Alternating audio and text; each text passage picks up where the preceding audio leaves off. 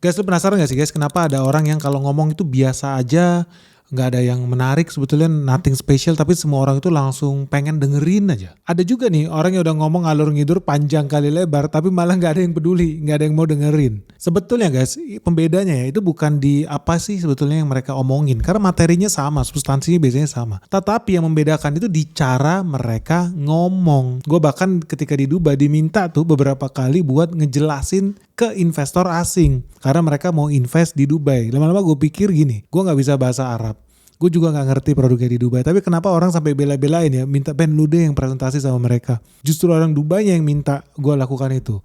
Yang sama juga ketika gue di Amerika, gue ngajar di New York, itu gue kaget gitu ketika melihat audiensnya gitu kan, banyak perusahaan investasi juga di situ. Itu banyak loh perusahaan-perusahaan investasi yang justru malah minta gue yang ngomong on behalf of their own ke para calon-calon investor mereka yang ada di Amerika. Dan ketika gue lihat yang datang tuh, waduh macam-macam loh. Bukan cuma ibu rumah tangga, ada polisi, ada dokter, ada arsitek segala macam lah pokoknya yang datang di sana di acara. Dan gue kaget, kenapa jadi gue yang disuruh ngomong gitu? Emang lu ada masalah apa dengan nasabah lu sendiri? Dan teman-teman di sini kalau udah ikut Benix sudah lama ya, udah sejak bertahun-tahun lalu, kita juga udah sering ngobrol sama pejabat-pejabat, bukan cuma di Indonesia loh, tapi di luar negeri, di Jerman, di Belanda. Kita ngobrol dengan duta besar, dengan pengusaha, dengan investor, sampai menteri-menteri yang di luar negeri. Dan mungkin lu udah pernah lihat potongan-potongan yang hanya di secret level. But di sini gue mau sharing, kenapa sih? Apa sih yang membedakan? Karena menurut gue substansinya juga sama. Ya gue namanya juga ngajarin tentang investasi, ujung-ujungnya apa? Gue bahas laporan keuangan. Bahasa laporan keuangan apa sih? Ngitung book value lu, ngitung laba lu, profit margin lu, COG lu, semuanya kan sama. Gue juga bilang sama dosen yang ada di New York, lalu kan bisa ngomong gitu, kenapa harus gue? Enggak Ben, harus pakai bahasa lu, karena bahasa lu lebih masuk di telinga mereka. Nah di situ gue mulai menganalisis guys, emang bedanya apa yang gue komunikasikan dengan kalian gitu loh, dosen profesor di situ atau duta besar atau menteri-menteri. Sebetulnya memang substansinya sama, tapi gimana cara nyampainnya itu yang penting guys. So di situ akhirnya gue masuk di akal gue. Oh kenapa ya investornya gue tuh pengennya ngobrolnya sama gue? Kenapa nggak ngobrol langsung sama manajemennya? Misalkan itu. Oh kenapa ya investor Dubai pengennya gue yang ngobrol. Apa mereka gak ngobrol sendiri sesama mereka, orang Arab dengan orang Arab? Kenapa jadi harus gue yang kasih penjelasan di situ? Gue juga ngejelasin pakai bahasa Inggris. Tapi yang penting cara penyampaiannya itu gimana, sehingga penyampaian lo itu bisa masuk tuh ke alam bawah sadar mereka, ke penerimaan mereka. So gue mau sharing nih guys, salah satu ilmu berbicara. Ini metode yang dipakai oleh Larry King. Nah buat teman-teman yang belum tahu, Larry King itu adalah pembawa acara yang sangat terkenal dari Amerika Serikat. Dia udah interview begitu banyak orang. Mulai dari Presiden Barack Obama, Donald Trump, sampai penyanyi Raja Pop ya, Michael Jackson, itu interviewnya sama si Larry King. Dan dia berulang kali dibilang sebagai interviewer terbaik sepanjang masa. Karena ya sampai detik ini dia udah wawancara lebih dari 1.000 orang guys. Mungkin bisa puluhan ribu orang loh yang udah diwawancara sama si Larry King ini. Artinya dia udah banyak pengalaman. Dia udah banyak pengetahuan, know-how. Cara bangun chemistry, cara motong kata-kata, cara bertanya. Karena ya jujur aja dia udah begitu sering ngobrol dengan orang-orang yang paling berpengaruh di dunia ini guys. So ada 5 guys cara penting nih supaya lu bisa jago nih ngobrol sama orang lain, sama stranger seperti Larry King. Beberapa metode ini gue pakai ketika gue ketemu sama pejabat ya, menteri di Jerman, anggota DPR di Belanda, investor-investor besar. Ini metode yang menurut gue bisa juga lu replikasi. Ketika lu wawancara, lu interview, lu mau cari pasangan hidup, apapun deh, atau dalam pekerjaan lu sendiri, lu pakai metode ini. Nah yang pertama, lu gak boleh takut. Jadi lu jangan takut kelihatan jelek. Jangan takut kelihatan nggak sempurna. Lu nggak usah takut gitu. Lu ingat nggak pertama kali kita bikin podcast Benix? Kalau di sini ada generasi yang lama ya. Kita itu bikin podcast itu cuma modal kamera webcam harga 300.000. Busuk lah, nggak peduli pun gue. Tapi ya sudahlah. Namanya kita bukan bintang film ya, kita mau sharing, gue mau ngajar soal investasi. Modal webcam cuma harga 300.000, lu mungkin masih ingat ya, di ruangan perpustakaan gue dulu, banyak buku-buku di belakang, mikrofonnya jelek, kameranya busuk, sekali ngomong gue bisa 3 jam, 4 jam, lu bayangin 3 jam, 4 jam sekali ngomong. Tapi ya udah, gak usah takut, kelihatan jelek, kelihatan gak sempurna, so what? Gak ada tuh efek-efek editan segala macam, gak ada. Ada yang masih ingat gak sih, generasi awal channel Benix ini ya seperti itu. Tempat sharingnya Benix, jadi diary investasinya Benix. Dan penting buat teman-teman, lu boleh merasa takut gak perfect, takut gak sempurna, enggak. Karena banyak orang itu gak berani ngomong gara-gara takut salah. Dan ini justru salah, kenapa? Soalnya Larry King ya, berulang kali dia bilang, lu skill berbicara itu bukan soal kesempurnaan, bukan. Tapi soal membangun koneksi. Koneksi apa? Kimiawi guys, chemistry. Dengan lawan bicara lu, koneksi psikologis, satu frekuensi. Jadi contohnya nih, banyak orang gara-gara takut jelek, takut salah, dia jadi kaku. Ujung-ujungnya malah gak ngomong, ngomongnya juga gak nyambung.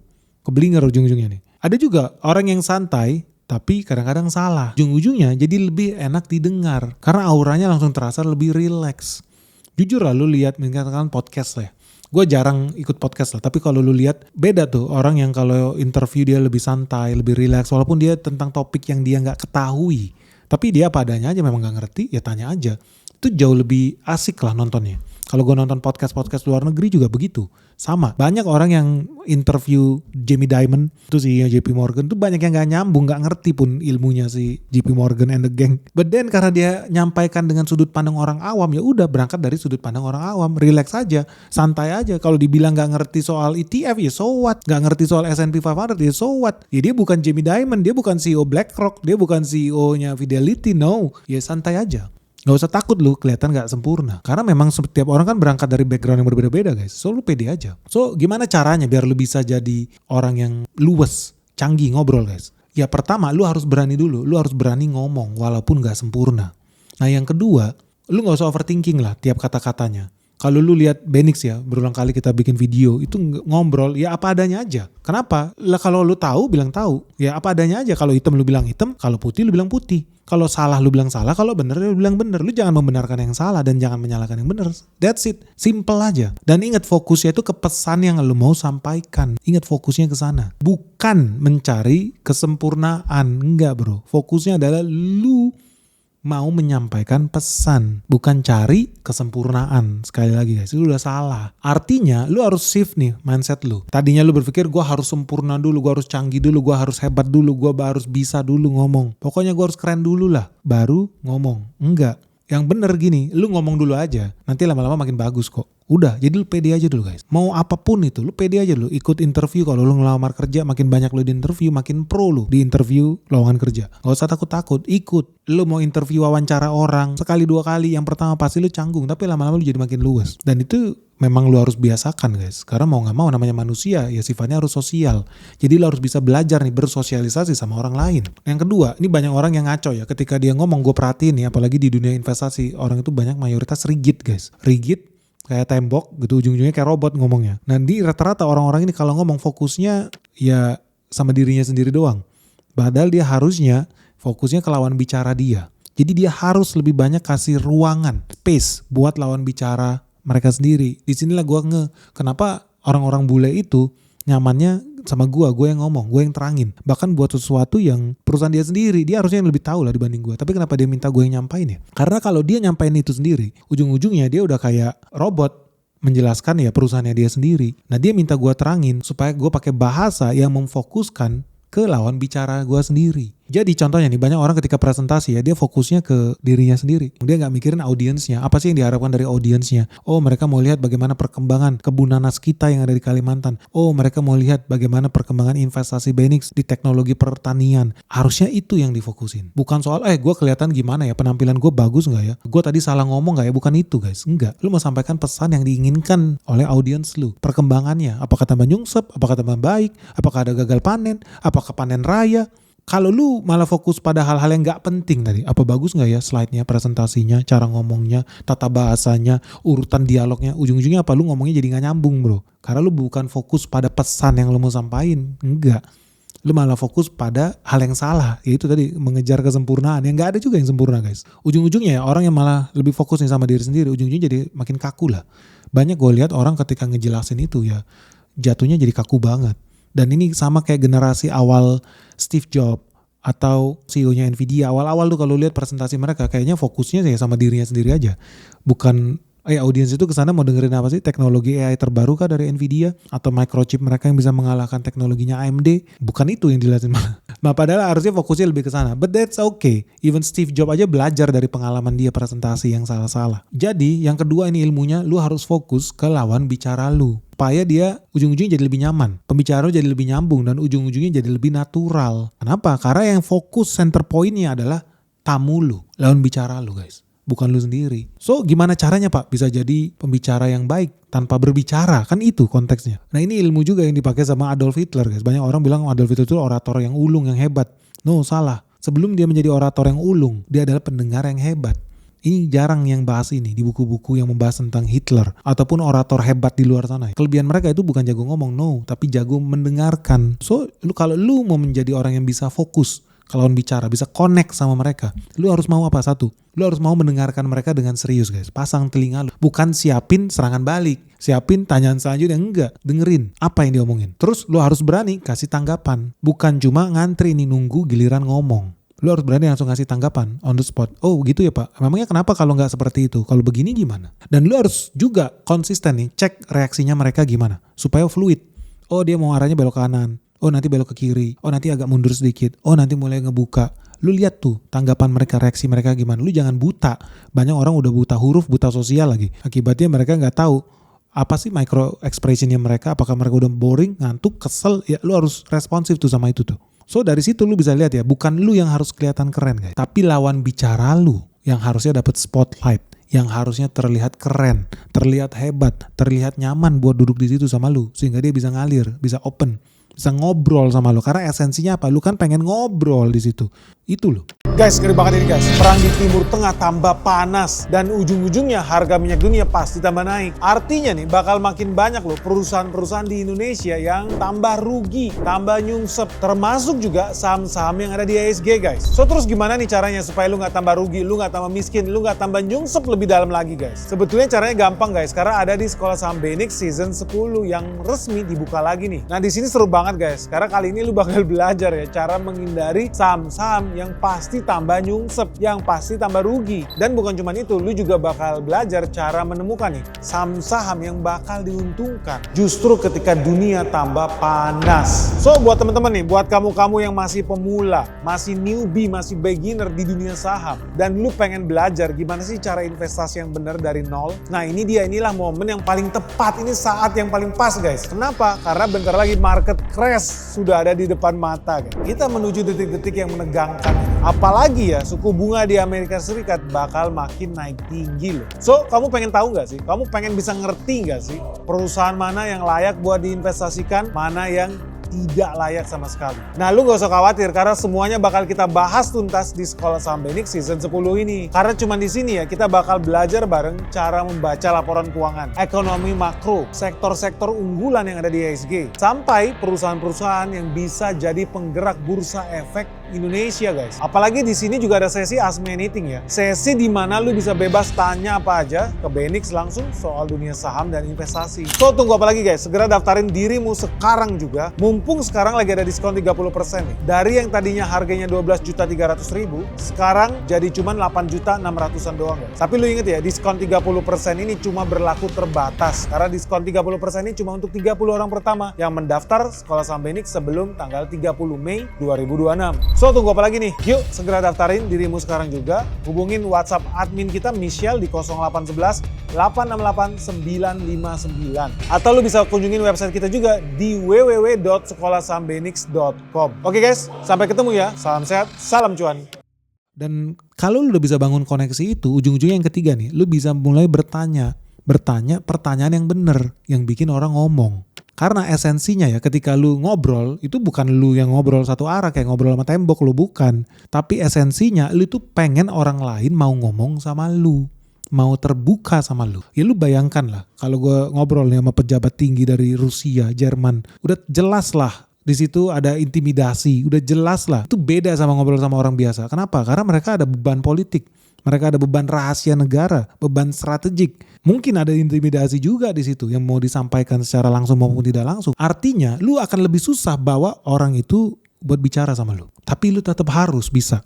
Lu harus bisa bikin orang lain mau ngomong sama lu. Karena lu pengen dia open. Nah inilah yang bikin Larry King itu jadi interviewer yang hebat guys. Kenapa? Karena kalau lihat ya metode-metode pertanyaan dia gak pernah nanya, lu kerja di mana? Apa kabarnya? Itu kan jawabannya pendek guys. Jawaban-jawaban pendek. Jangan guys. Lu justru cari open-ended question. Contoh, daripada lu nanya kerjaan lu apa, lu nanya gini nih. Apa sih bagian yang paling menarik dari kerjaan lu? Lu tanyanya begitu. Akibatnya dia langsung gali. Dia mikir ke dalam. Yang menarik apa ya? Oh ke kantornya deket. Oh bosnya lucu. Mantan tukang sulap. Oh gitu. Dia mulai berpikir tuh guys. Apa sih bagian yang menarik dari pekerjaan lu? Di situ langsung jadi ngobrol. Beda dengan lu nanya kerja di mana. Kerja di bank, oh selesai. Buntu langsung bro, gak bisa. Nah Larry King bilang selalu asking for an open-ended questions. So lu harus menghindari pertanyaan yang sifatnya jawaban ya atau jawabannya nanti tidak. Ini jadi pertanyaan ya dan tidak, gak boleh. Lu harus selalu menggunakan pertanyaan yang terbuka. Ujung-ujungnya karena pertanyaan lu terbuka akan ada obrolan tambahan tuh dari jawaban dia yang open-ended question itu. Dan dari situ lu bisa langsung memfollow up jawabannya mereka. Oh bagian menarik dari pekerjaan Bapak adalah Bapak harus meresikukan nyawa Bapak ya setiap harinya ya. Karena terbangnya 3 jam per hari pakai helikopter terus nyambung lagi pakai pesawat kecil. Memang Bapak gak takut kalau pesawatnya nyungsep terus Bapak dimakan ikan hiu di laut? Jadi nyambung tuh pertanyaan lu. Dibanding lu nanya kerja di mana? Kerja di bank. Selesai. Jadi lu gak usah takut harus kelihatan banyak ngomong. Enggak. Yang lu harus pikirkan adalah lu harus bikin orang lain itu banyak ngomong. So ketika gue presentasi atau gue ngajar, gue usahakan sebetulnya yang lebih banyak itu mereka. Jadi mereka yang lebih terlibat. Kayak zaman dulu ya kita bikin kan ada AMA. Orang yang nanya. Lebih begitulah. Jadi gak unscripted. Semuanya kita bahas, kita jawab sesuai dengan apa yang ada di situasi di lapangan aja. That's it. Dan itu yang lebih menarik karena ternyata ketika lu tanyakan balik ke mereka, contoh yang polisi yang di New York, gue tanya, emang Bapak gajinya berapa? Memang Bapak pensiunnya kapan? Seandainya Bapak nanti pensiun, apa yang pengen Bapak lakukan? Oh iya Pak Benny, saya pengen tetap bisa liburan, saya setahun 2 kali ke Las Vegas, saya pengen ke Hawaii, cita-cita saya bisa pensiun di Hawaii, berapa jumlah yang harus saya tabung, uang pensiun saya di Roth IRA sekian, tabungan saya di ETF sekian, jadi banyak tuh yang diceritain. Padahal gue cuma nanya, Bapak nanti kalau pensiun udah mau ngapain? Bapak ingin lakukan apa? Gitu. Gue bukan nanya target tabungan dia berapa, target pertumbuhan dia berapa persen setahun, gue gak nanya itu. Yang gue tanya, Bapak kalau nanti pensiun, Bapak pengen lakukan apa? Oh dia pengen gini gitu. Jadi panjang, jadi hidup. Baru dari situ kita bikin struktur finansialnya. Bapak gajinya berapa sekarang? Dia sekitar $16.000 per bulan. Nanti kalau pensiun jadi cuma $10.000 per bulan gaji dia dalam 1 tahun. Oke kita hitung state income tax dia berapa? Pajak di negara bagian dia berapa? Ada lagi nanti federal income tax. Pajak di level negara federal, pajak pemerintah pusat. Nanti kita hitung dengan gaya hidup dia yang mau dia pertahankan berapa. Tapi bayangkan kalau dari awal langsung gue tanya, gaji lu berapa? Orang udah langsung bete lah bro. Tapi kan nggak itu yang kita lakukan. So teman-teman di sini lu harus tahu, ketika lu ngobrol, minimalisir. Lu yang harus banyak ngomong itu jangan. Lu justru harus jadi pendengar yang baik. Lu harus bikin orang lain yang banyak ngomong, bukan lu nya ya. Salah tuh. Nah, yang keempat, lu itu harus pede menjadi diri sendiri guys. Lu jangan fake, jangan jadi orang lain. Udah kebanyakan orang lain di dunia ini guys. Lu harus jadi diri lu sendiri lah. Karena kalau enggak ya orang bisa langsung ngerasain kalau lu gak jadi diri sendiri artinya lu fake. Orang bisa langsung terasa tuh ini orang ngibul aja nih, bohong aja. Iya simple. Dan itu bisa bikin trust itu hilang. Contoh paling gampang, orang itu gak seneng kalau di Indonesia orang lihat orang sok pinter tuh langsung ilfil. Atau orang nunjuk-nunjuk Benix itu buzzer. Padahal Benix bukan buzzer pemerintah. Duitnya dari mana pemerintah? Kagak ada bro. George Soros, anjing-anjing peliharaan George Soros mau nyogok gue miliaran, gue tolak. Faktanya gue tolak. Gue gak butuh. Terus menurut lu pemerintah sanggup bayar gue? Kagak. Beda, lu harus hati-hati. Apalagi sama profesor, guru besar S3 pengkhianat bangsa. Cita-citanya jadi komisaris, begitu dipecat jadi komisaris BUMN marah, tantrum, bocil. Hati-hati lu, apalagi YouTuber tuh banyak tuh. Gua terus terang aja ditawarin jadi komisaris, gue tolak bro. Najis gue. Buat apa? Pakai otak dong lu. Mikir. Gak bakal sanggup negara bayar gue. Kenapa? Karena ya gue ngomong apa adanya. Gue yang paling independen. Gue jelas independen, gue tidak pernah makan duit APBN, gue tidak pernah jadi komisaris BUMN, dan gue tidak punya cita-cita kerja di BUMN. Kagak bro, ada-ada aja lu. Dan lu harus hati-hati orang-orang yang sekarang banyak framing-framing itu, lu cek historicalnya apa. Jadi saksi, ahli, membela koruptor guys. Jijik gue liatnya. Lu cek itu profesor pengkhianat bangsa itu apa? Udah hobi barang impor, hobi kolor Malaysia bekas lagi. Jadi saksi meringankan buat koruptor-koruptor di Indonesia. Jijik gue. Jijik banget, lu cek lah. Hati-hati lu. Hoax semua tuh. Apalagi orang-orang yang sekarang makin banyak tuh nge-framing. Benix buzzer. Tapi gak pernah sadar diri juga. Jelas gue bukan buzzer, itu udah pasti. Jelas gue independen. Tapi mereka gak pernah tanya. Yang sebelahnya, yang jelas-jelas makan duit George Soros. Gak bilang mereka, lu buzzer George Soros. Kagak ada tuh, sampai detik ini lu pernah lihat gak ada orang ngomong, lu buzzer George Soros lu. Hati-hati lu denger hasutan yang keluar dari influencer tuh, YouTuber setan itu, pemuja koruptor. Yang sekarang ngamuk-ngamuk. Karena makin banyak mafia ekspor-impor yang ditekan pemerintah. Hati-hati lu guys, fake itu semua. Di belakang layar apa? Jilat pantat koruptor nomor 1. Pengen banget dapet komisaris di BUMN. Gue terus terang kagak perlu bro. Najis gue. Gak perlu. Terus terang aja. Gak butuh gue, Un. Kenapa? Ya simple. Kita investor dan apa adanya. Jujur gue apa adanya. Dari zaman dulu pun lu bisa cek. Kalau gue bilang gue gak invest di batu bara. Gue tidak invest di batu bara. Walaupun bagus. Gue bahas perusahaannya bagus. Apa gue beli? Tidak. Dan gue punya alasan sendiri. Dan gue stay true dengan filosofi investasi gue. Kita apa adanya. Gue cuan dari bisnis pariwisata. Kita cuan dari bisnis perbankan. Kita cuan dari bisnis perkebunan. Apa adanya. Dan semua ada di YouTube kita. Apa adanya aja. That's it. Jadi teman-teman pun di sini lu harus belajar jadi diri sendiri. Jangan kayak tukang tipu itu. Di luar bilang anti koruptor, di belakang layar jadi saksi ahli mengebelain koruptor nomor 1, mafia minyak dibela. Jijik gue. Bikin buku sama siapa? Direktur BUMN. Apa yang terjadi? Wah hebat nih direktur BUMN-nya, hebat, keren banget, perusahaannya bagus. Apa yang terjadi guys? Di penjara direktur BUMN itu. Bela-belain bikin buku sama lu, tahu gak siapa? Kan bangsat yang model-model begini. Katanya nasionalis, katanya independen. Gila, lu tahu sekali bikinin buku buat koruptor CEO BUMN, banyak tuh yang koruptor, supaya kelihatan hebat. Harus bikin buku sama profesor S3, bayar miliaran guys. Besok kena tangkap. Coba lu pikir masih ada integritas gak itu? Bunuh diri gua guys. Jujur kalau gua kayak gitu ya, bunuh diri lu. Najis. Ujung-ujungnya apa? Gua tahu, ya pengen duit aja. Pengen jabatan dari jadi komisaris di BUMN, lu jadi direktur BUMN. Enggak, gua gak butuh guys. Gak perlu gua. Tapi lu harus hati-hati sekali lagi guys. Sama mereka ya, anjing-anjing peliharaan George Soros ini. Mafia-mafia koruptor itu bakal makin banyak loh. Dan lu hati-hati, lu akan di framing gitu. Lu akan dijebak sama mereka. Tapi kalau lu lihat historinya mereka, buktikan omongan gue. Apa yang dilakukan mereka? Makan duit koruptor. Bikin buku belain koruptor. Saksi ahli meringankan. Ngebelain juga koruptor. Fakta guys. Cek guys, cek. Buka mata hati lu. Jangan mau lu ditipu sama mereka lu. Jangan mau. Apalagi kalau lu percaya Benix Bazar pemerintah. Gak mungkin. Mana duitnya pemerintah? Yang ada defisit anggaran bro. Kagak ada. George Soros aja gak sanggup nyogok gua. Gua udah disogok miliaran. Gua tolak bro. Gak butuh gua. Kita kalau benar bilang benar. Kalau salah bilang salah. That's it. Selesai. So itu juga yang lu harus lakukan. Kalau lu nanti memulai pembicaraan. Lu mau jadi wartawan, interviewer. Lu mau jadi podcaster atau whatever. Bagus. Lu harus pede jadi diri sendiri. Ketika gue beberapa kali lihat interviewnya Warren Buffett juga, yang interview Warren Buffett siapa? Paling sering lu tau lah, hostnya CNBC namanya Becky. Apa dia ngerti soal dunia investasi? Kagak bro. Enggak.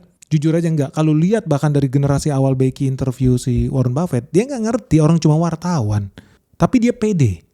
Dia padanya. Dari sudut pandang kacamata orang awam. Saya seorang perempuan, ibu rumah tangga, saya punya anak, saya pengen anak saya nanti bisa kuliah, nggak usah takut bayar uang kuliah dari mana, investasi di mana yang bener ya Warren Buffett. Di sini bla bla bla bla. Kenapa harus taruh di sana? Karena begini gitu. Jadi berangkat dari diri sendiri, lu jujur aja sama diri lu sendiri. Jangan lu ngaku-ngaku ahli ekonomi padahal lu cuma dosen marketing. Suruh jelasin COGS aja nggak bisa. Gue yakin lu suruh ngitung itu nggak ngerti lu. Kalian lu bikin brosur lalu cuma dosen marketing ngomongin ekonomi, ya goblok lu. Ngomongin investasi, faktanya gini aja simple. Coba lu bikin prediksi. Kata lu Indonesia bubar, Indonesia kapan bubarnya? Coba gue tanya, IHSG keberapa? Karena jauh-jauh sebelum lu ngomong itu, Benix sudah bilang IHSG bakal turun ke 6.000, rupiah bakal ke 20.000, jauh sebelum lu ngomong hari ini. Lu bisa cek historical kita. Dan pun gue kasih tahu alasan gue seperti apa. So kita apa adanya aja, transparan. Tapi coba lu tanya sama orang-orang itu yang katanya ahli hebat. Coba gue tanya, oke, so what? Katanya rupiah menurut lu ke 18.000, oke, kasih tahu gue 1-2 saham mana yang bakal diuntungkan dari situ. Lu berani nggak tuh taruh duit lu di situ? Karena kata lu kalau rupiah melemah, harusnya ada perusahaan yang diuntungkan dong. Mana? Coba gue mau kasih lihat dong.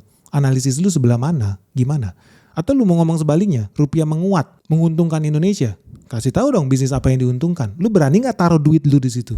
Jangan lu asal jeplak, padahal nggak ngerti apa-apa. Nah banyak di Indonesia ini keblinger.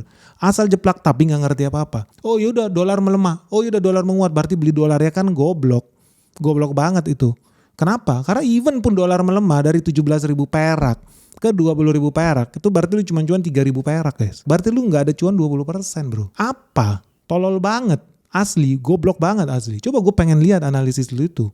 Coba, gue udah berulang kali kasih tahu, ini saham ini yang bakal merah, saham ini bakal anjlok, saham ini yang bakal untung.